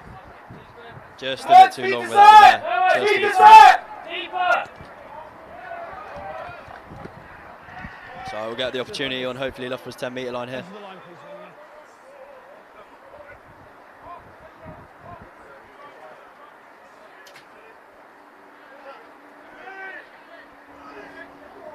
Joe Bailey climbs highest. Lucas Brook, the cannonball, loses his footing, spares him and the opposition a bit of bruising. Loughborough competing really hard at that breakdown. It's a really nice arrival, I think, from Louis Gully there, the hooker. They are going for it, and they've won a penalty there. Working hard, Dan Eckersley. We've seen that before against an Exeter team. You're just seeing in the background of our shot the cohort of Exeter clubmen. It's been a bit quiet. Yeah, it's a tough one. It is a tough one. They've kind of, the rules these days, obviously, they don't allow for such chance, but they can still make a bit of noise, and I haven't really heard them that much. Could do with a bit more, lads, if you can hear us. I'm sure you can't.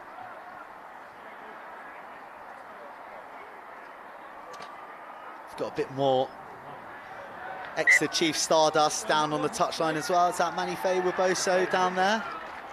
Yeah, he's having a chat to someone. It's not Zach Wimbush. Thanks, Lucas. Scrum option. Yeah. Working hard on and off the pitch. Yeah, you got it, you got it. Say that again, sorry. Changes for Exeter. Seth Finley, wearing 19, is coming on and presumably into the row. We got Seb Driscoll wearing 20, who started the final at 8, and Kane James wearing 21. And Forsyth and Brook come off, and I mean, Lucas Brooke has been everywhere. Yeah, those two have had some immense actions. Honestly, I thought he was going to take his head out by flying into someone's knee on the last play. But he made about 15 metres for Exeter, which was unbelievable. But Jack Forsyth as well, some unbelievable hits and some great carries. So well played to the both of them. Not straight into the ice bath for those two, but the quality by no means diminished here for Exeter with Driscoll and Kane James onto the field. Chris Preen, fresh from a season over the summer playing in Canada. Back on English soil, back doing damage. Eckersley almost getting the offload away, but did well to not knock it on. Nkonge has been a man of sheer energy as well. Big shot coming in on Gully, from Gully on Bowser, who's growing in prominence in the match, the second row. Loughborough disguising their runners, Nkonge barreling through. Great turnover, that's Kane James right there. I saw Driscoll go for one earlier. That's a great turnover, just what we needed to defy them in our 22.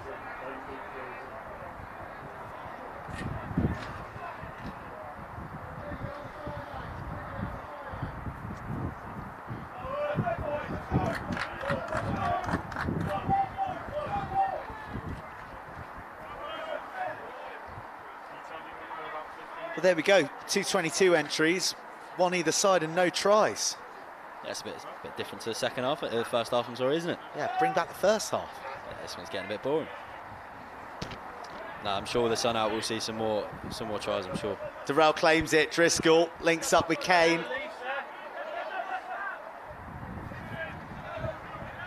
Good carry from Sed Finley. Pumping the legs, getting those extra meters. Yeah, a big chase here, always gone for the over the top. Can you get bouncing? Oh, Finn Doyle's looked really dangerous when given a bit of room, but this time he's shut down immediately.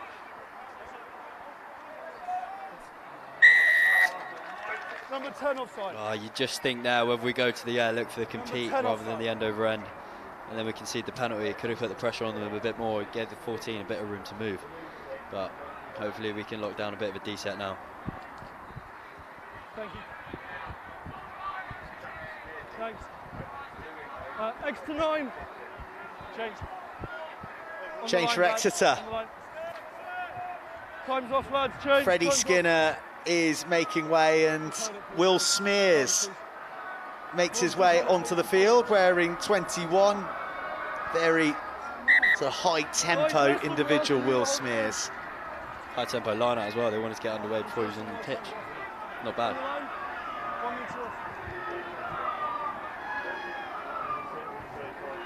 A lot of good nines have emerged from Exeter in recent years. Tom Cairns and Niall Armstrong. Two scrum halves used in the Chiefs opener against Leicester Tigers at the weekend in the Premiership. Preen to Meredith, sweeps one to Doyle, invites the shoulder of Finley, and it doesn't stick. Doyle has looked so potent, hasn't he? Meredith picks apart to Cusick. He just tucks the ball up his jumper and bombs through. There's Mick Sharink.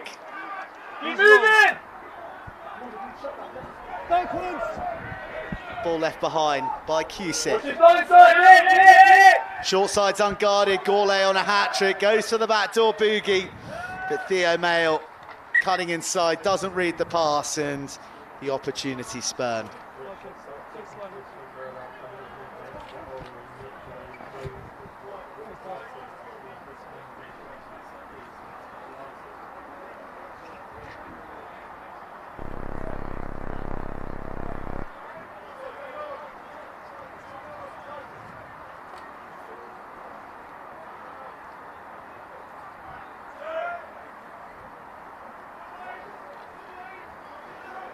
Bailey at the tail, him and Gully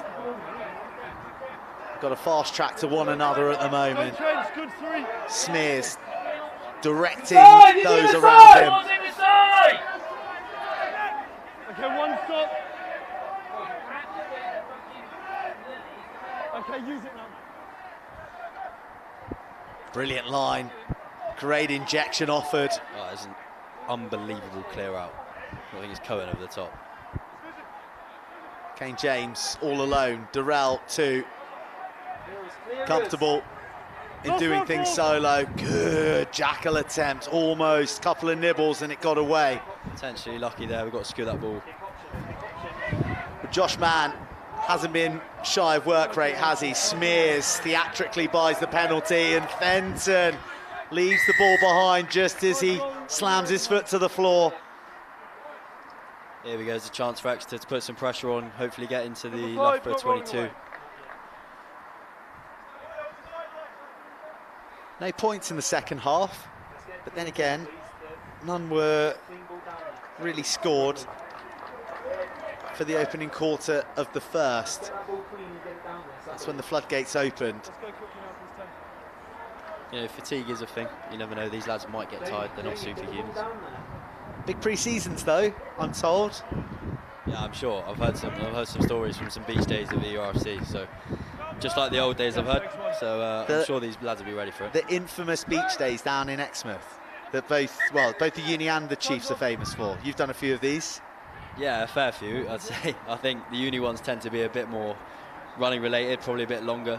We've had old Leslie Barrow in the past, kind of putting us through our paces, ex-Marine. So, but yeah, I mean, they're pretty grueling, and these lads will be well kind of ready for these fights like these, because going for a day like that, then puts you in good stead, that's for sure.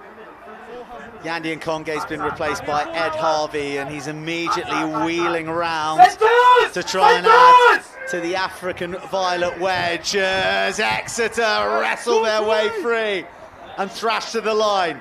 Pulled up short, Smears calls for the cavalry. More pick and going from the green and white jerseys of Exeter. Josh Mann, still short, Exeter. Advantage, 8 offside. Exeter have penalty advantage. Seth Finlay is there on the right, waiting for his opportunity to dive at the line. Exeter held up and they take the penalty. You just think there could be taking a bit more time to kind of get set and get the forwards going. A few more pick and goes could have been deadly.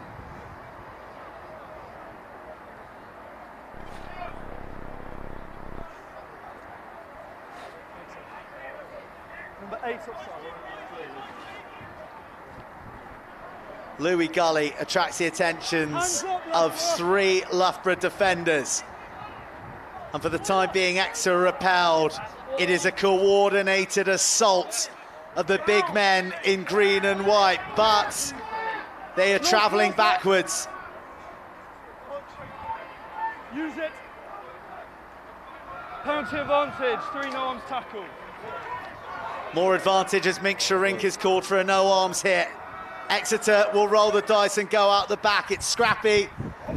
It is almost Great touchdown there. almost working out miraculously. How good was that? 3 Exeter players absolutely flying towards the ball. 14's done pretty well to dab that down. Finn Doyle has been very, very good, the Scotland under-20 international. 2 penalties in 2 phases, 8 offside and 3 no-arms tackle. Have a word. But yet again, no points. We've got to capitalise here. I think if you're Exeter, you've got to get over the line, because I think as a close game it is, Loughborough are likely going to be in the Exeter 22 once again, so to get over the line would be huge. Huge shot on Gully there, though. Louis Gully swept laterally. Roll 12. Such was the acceleration into the contact. Green and white jerseys cluster around once more with intent. Josh Mann has great drive with such little run up. Try scored. There we go, just what Exeter needed. And who's at the bottom of the pile? Who's getting the plaudits? It's difficult to tell, but one thing's for sure, Exeter have their 4th, they've got the bonus, and finally they get some points in the second half.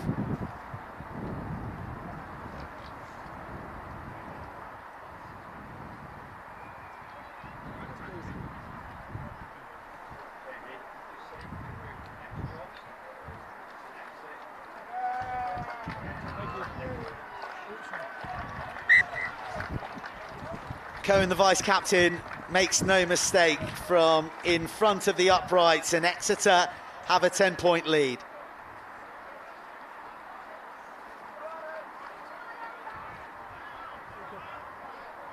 Well, we slowed it down to try and decipher who went over there. I'm going to defer to you, Ben.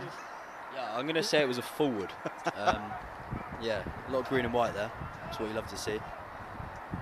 I've got a bit of intel. Tom Gully has 2 in the match now. The older of the Gully brothers out there playing prop. One more, please. One more. Thank you. And kicking his season off Use it! with 2 tries. I'm not surprised, he's had some unbelievable carries to start off as well, so I'm glad he's got over again for a brace. Not often you hear that. Loughborough behind and chasing once again. High tackle. Number 18, high tackle above the sternum. Number 18, high tackle above the sternum. That's not what you want from the kick-off there. Penalty early for them to go deep into the extra half, which I'm sure he will do. So some front row replacements. I think it's the whole stack after that try, in fact. So Mann, Gully and Gully have left the field, and Josh McAndrew is on wearing 16. That penalty was against Isaac Godfrey, the fresher from Whitchurch High School. And 17 is Tupeni Ralongaivu, More inside 5. second year, who's come through the age grades at Dings Crusaders. Oh, the no-look ball from Ollie Allen was so nice, but not sympathetic enough. And there's an Exeter player clutching his knee, and it's Ben Cohen who's hobbling off gingerly as play gets called back to that contact zone. Cheers, thanks. That's not exactly what you want to see. I know he's been off already, but to lose him again would not be good. Scrum down, Exeter ball.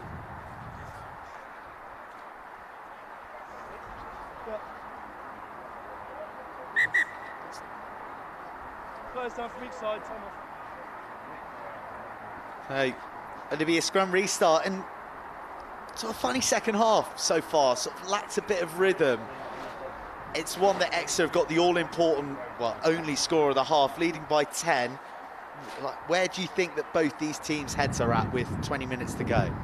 I think you've got to lock down the basics for one. I mean, you look at that kick-off there from Loughborough and Exeter retaining the ball, but then putting in a high shot around the halfway line and giving Loughborough an entry who have again caused an error. So, I mean, it's going to be a battle of keeping the ball and doing the basics right, I think. Making sure from this scrum here we get a good exit in, potentially put ourselves or Loughborough in their own half, and I think that'll put us in good stead. I mean, with a try up and potentially kickable points on offer, we'll see how Cohen goes, but just maintaining control of basics is pretty key going to this last 20.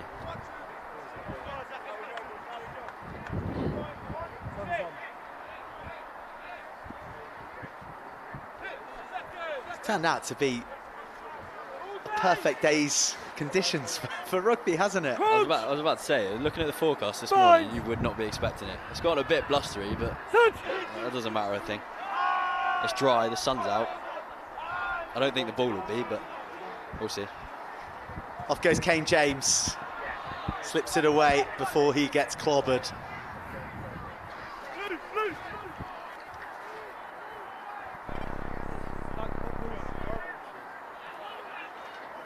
Use it! Real pressure on Smears' clearance there. That is bang on the money, tight on the touchline. Gourlay, so commanding under the high ball. Guys, let's come off me. Oh, that's tough there. That's great pressure. That's just what we needed, though. Massive exit, a good chase. See what happens here with the scrum.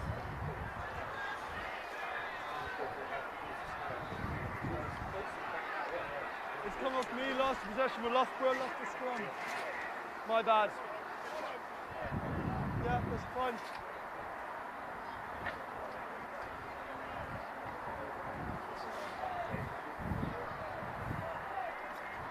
Okay guys, let's set up please. Just there in the right-hand side of the screen. That's Dylan Power heading onto the field to come in at centre.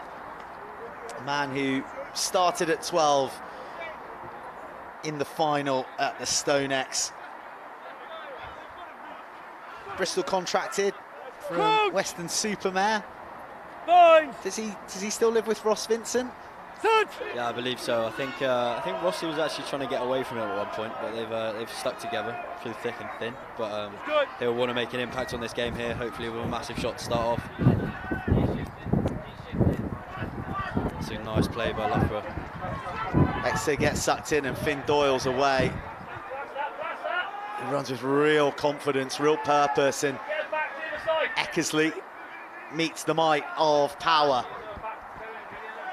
Here's Harvey, another man on the books with the Bears. Loughborough, disguising the pass really nicely.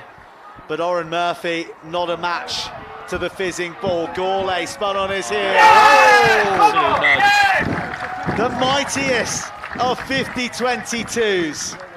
Oh, Jed Finley, take a bow. That was a massive nudge. It was huge in the backfield from the turnover. Great opportunity to spot that and a great kick. Hopefully with an opportunity for us to score some more points.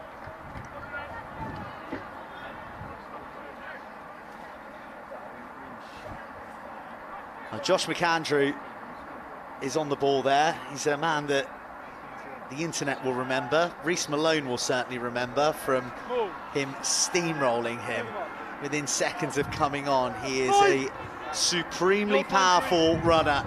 20 is legal. Yeah, even though Loughborough won, that's a tough way to go after. Change. Okay, it's advantage. 3 change binds.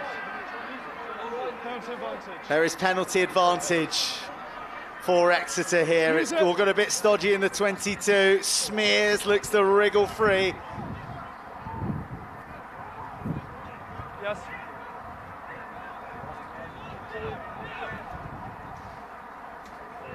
It is messy.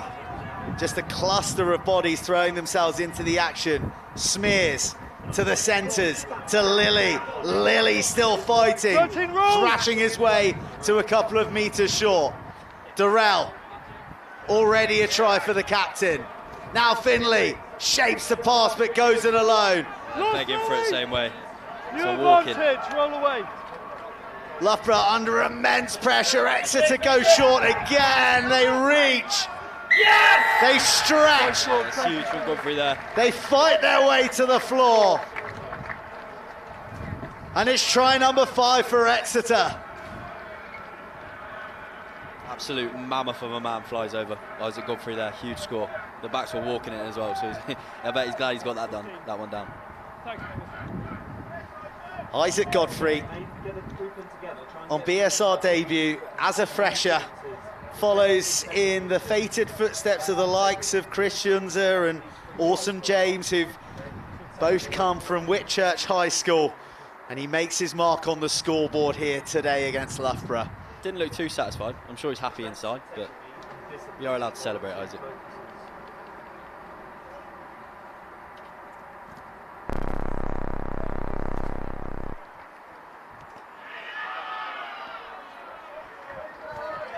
Oh, it was never going in from Cohen, who is in a bit of discomfort here, and I wonder how long they're going to risk keeping him on the field of play.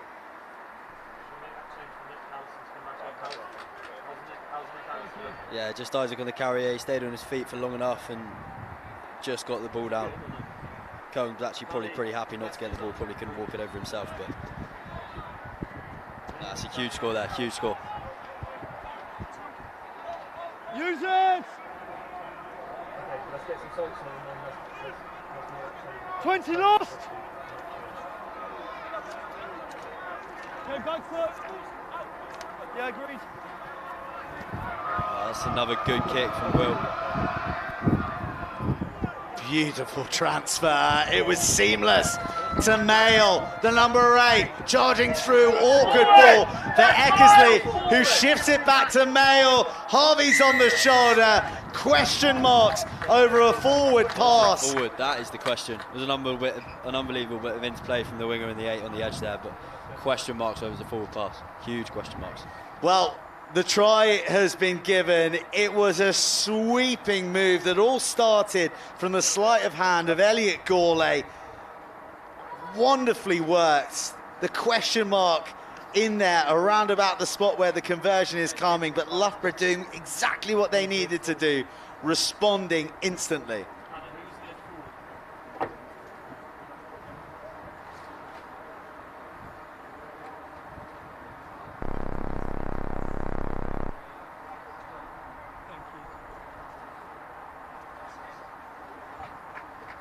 Stay connected with our edge forward, okay, so we can't get up too high, we've got to have that get that message on. Make sure on our blues we've got our winger disconnected and then a full line in behind. If it's too high, we do go making that tackle. Lucas Terrell, too high. No extras to add for Loughborough, but a look at this try. Yeah, it's a great bit of interplay at the start. This offload's pretty good at the start. It's almost a great read on the edge, and it's question marks whether that one is. Looks pretty flat to me, but I don't know. We'll see. We'll see. Unfortunately, no TMO today, but.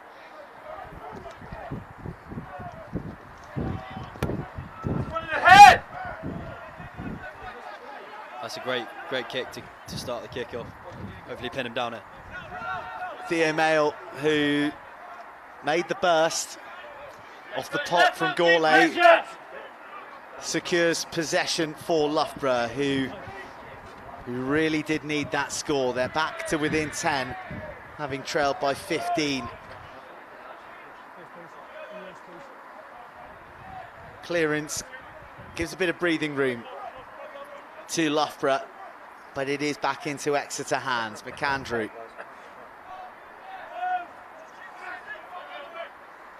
To Durrell, who's so secure when he's sent up into the skies. Referee gets in the way and kind of spoils the arrival of Fenton and also the offering of Lilly. Kane James bombs into the shoulders of the African Violet.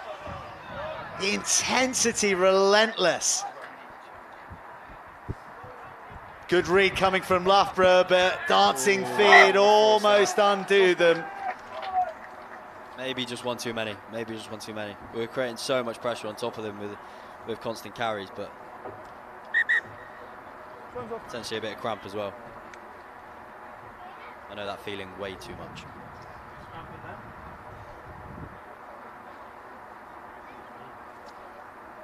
Well, what do you reckon? 12 minutes to go, 10 points the difference. Tries are plenty. Yeah. Where's your money, Ben?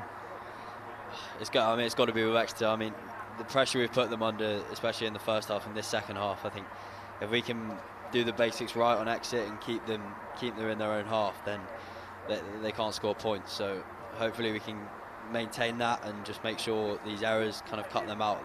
I think that's the only thing that will give them a platform back into this game.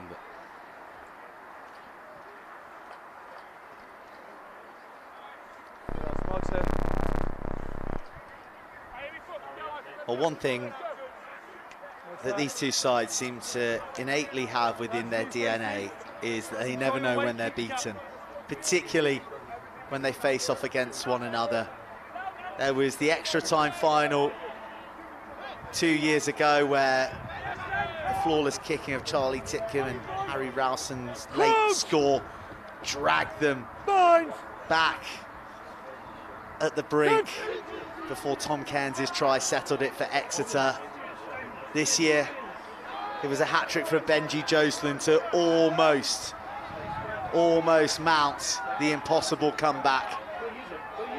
But the defensive resolve of the 23 in unison wearing African Violet saw them through to the cup triumph. 34-24, 10 minutes of the opening round of BUCS Super Rugby remaining. Elliot Gourlay, 2 tries already, and still looking for work.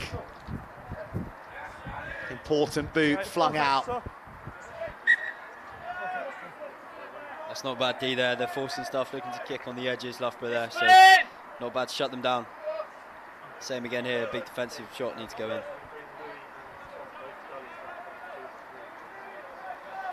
Seb Smith, just one of a number of talented hookers at Loughborough. James Isaac, the England 20, unavailable because Ampthill in the Championship are enjoying his company so much.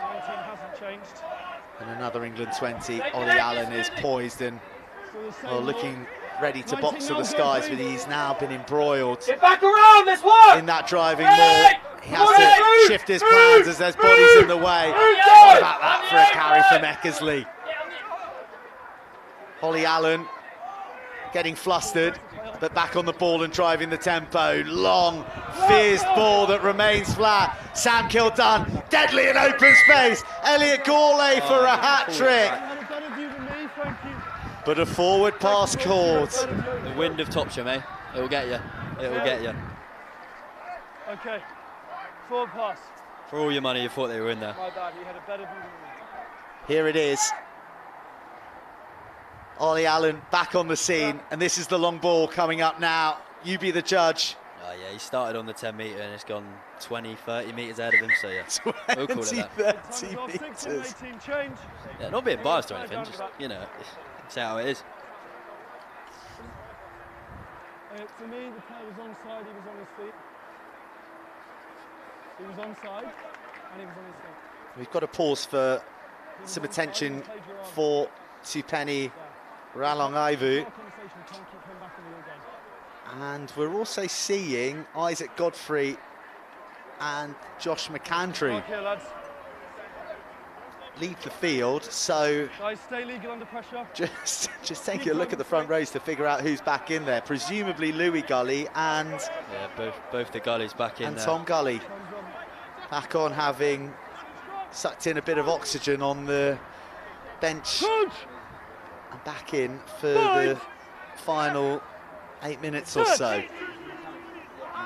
You do wonder, potentially a bit of stability in the scrums. You look to be going back the last couple, and now it gives us a bit of a solid platform, so potentially for that reason, but you never know. Great read from Archie Keane, who's arrived and made his impact known.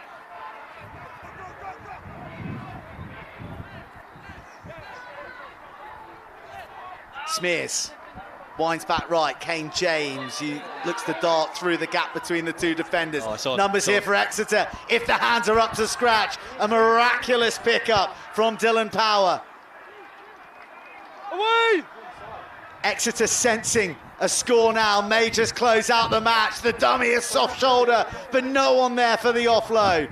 Lightning quick ball. Fenton unattended out here on the left edge. The ball comes, Powers inside. Basketball pass over the top, not good enough from Kusera, and Loughborough breathe an audible sigh of relief at Topsham. Oh, that's tough there, that's tough there. Need to reset as a defensive unit here. Let them exit, hopefully get the ball back. Let's work! Just great take by Jed. Just about plucked by Jed Finley on BSR debut. Let's work, open, A glorious 50-22 to his name already. Kane James with the sleight of hand to Driscoll. Durrell was home, but the whistle had gone. It's unlucky there. Positive, we're still looking to play in the last 10 minutes though.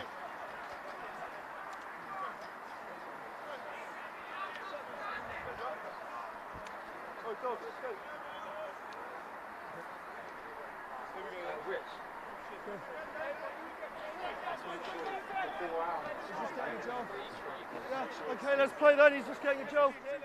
Mark here, set left, keep the space. Let's go again, Suits. I'm going to cover your side, Mark.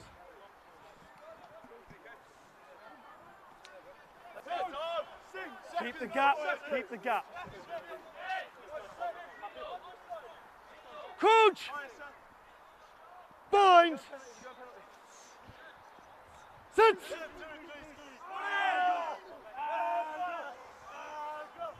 The stability that Exeter were looking for has been found. That is a great kick. Almost a perfect 50-22. But it's still a big territorial game for Loughborough and Elliot Gourlay, who puts his foot to the floor and takes them to beyond the 10-metre line. Big hit coming in from the replacement, Ralongaivu. Wonderfully disguised ball. Loughborough backs pouring through the Exeter midfield. A bit of invention looking for Doyle. Desperate stuff from Exeter in the backfield, and somehow they scrabble to stymie the attack, but Loughborough are tapping, they're going. Eckersley for the corner, Eckersley with Exeter half asleep. Great work, Penguin. Loughborough strike in the right-hand corner. And once again, we've got a grandstand finish between Exeter and Loughborough ahead. That is unbelievable vision from the 7 there, seeing that we're on our toes and heading back, and just the vision to tap and go and gas it into the corner, and a great one-handed finish in the corner. This kick coming up then is pretty crucial.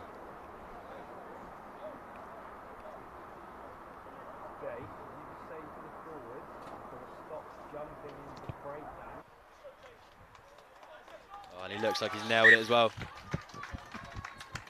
Well, I think Alex Wainwright heard you, and the West Walian duly responds to kick us to a 3-point game. Time is off while we wait for Exeter. And the quick thinking of the player of the final, Dan Eckersley. Ah, yeah, you can see there, front row, back turn. That's not what you want to see. Scramble edge on the D, scramble D on the edge.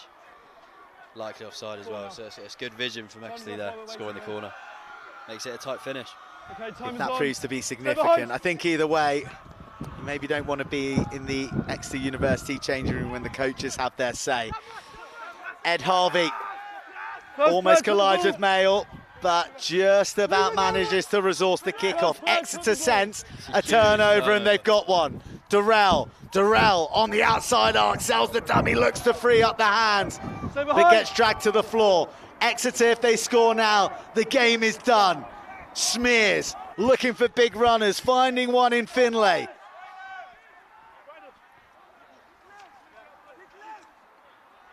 Use it! Ralong Ivu on the back of Gully, looking to piggyback him through. Back foot! Tempo taken out of the game Fire, fire! by Gully and co. Looking to grind Loughborough down. Time to run to the Jake roll. The penalty will help. Doyle picks off the intercept, Number 8, too many penalties. but it was a roll of the dice, and one that Exeter knew that they had insurance for. You just think the backs are locked and loaded to go right there, whether that was the option rather than flinging it over the top defence there. Yeah, thanks, Lucas. Penalty advantage anyways, we'll see. There's been a yellow card as well for Loughborough, so they'll finish the game with 14. But if we look back through the timeline Number 8, not rolling away. of the match, a yellow card. Been pretty costly, haven't they? Well, It's proven costly for the team that didn't get the yellow complete card. opposite. Yeah, you're right. But Exeter prod the kick into the corner. They will look to maul their way to the line. They'll look to power their way to victory. The bonus point is theirs. A try to put the game beyond doubt and to deny Loughborough a losing crumb as well. They drop them all into the low ratio gears. They crank forward and the backs arrive to Lenson Ballas. Loughborough splinter, Exeter profit. And EURFC will open this year's BUCS Super Rugby campaign with a bonus point victory over their arch rivals and reigning cup champions Loughborough. Thanks, Penguins. Right there at the death as well. It's just what you want. Forwards putting the work in. Been an unbelievable game, especially the lads that have come back on. The Gully brothers, you can see them there embracing each other. Unbelievable as they come back on. Steadied that scrum and getting over for the try there. Yes, thank you.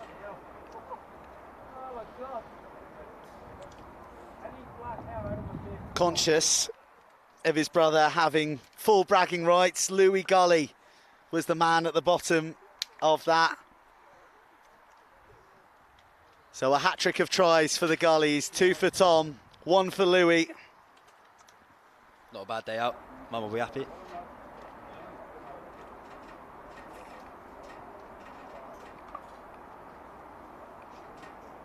That is full time.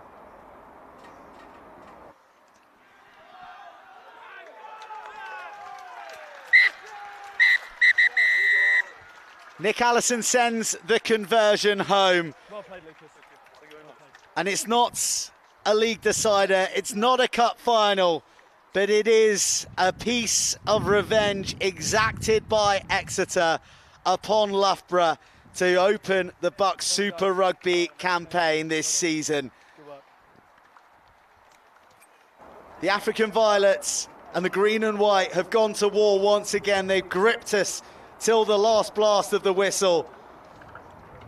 But down here in Topsham, it is the home side who prevailed, and it is Exeter who get their season off to a bonus point win, inflicting a first defeat of any league on Loughborough.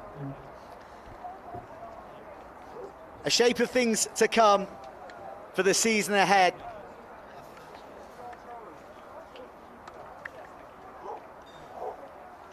Great generosity demonstrated between the players as ever, who left everything out there. But full time in Topsham, Exeter are victorious with a bonus point, 41-31 over Loughborough.